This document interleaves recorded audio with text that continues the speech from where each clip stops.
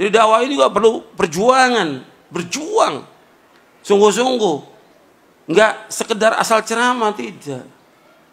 Tapi betul-betul dia sampaikan ilmu yang bermanfaat, dalil dari Quran dan Sunnah, dalil, dan perlu kesungguhan untuk menyampaikannya, supaya orang mendengar dan paham tentang agama ini bermanfaat. Makanya para dai merupakan mafatih lil khair, mafatih lil khair, pembuka pintu-pintu kebaikan, maghaliq lisyarr, untuk menutup pintu kejelekan. Kita harus demikian.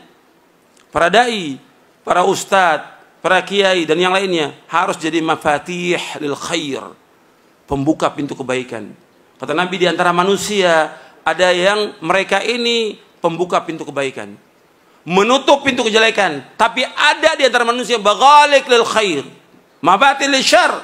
Ada manusia yang dia menjadi pembuka pintu-pintu kejelekan dan penutup pintu-pintu kebaikan.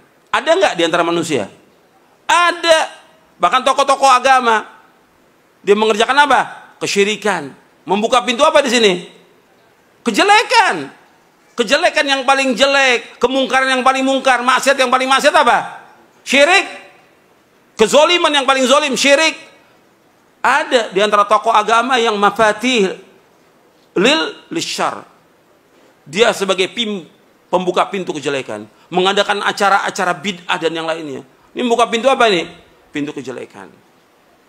Kemudian apa? Maghaliq lil khair. Tadi mafatih lisyarr dia, kemudian maghaliq lil khair, menutup pintu kebaikan.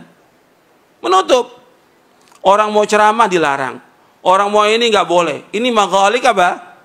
Lil khair, menutup pintu kebaikan. Ada nggak yang seperti itu? Ada. Berat hukumannya orang begini. Di dunia berat, di akhirat berat nanti. Dalam Islam nggak boleh. Dalam Islam mesti jadi kita pintu mafatilil khair, maghaliq lisyarr, pembuka pintu kebaikan dan menutup pintu semua kejelekan. Kejelekan selamanya nggak boleh didukung, nggak boleh dibantu, nggak boleh selamanya. Tapi kebaikan harus dibantu, harus didukung, harus.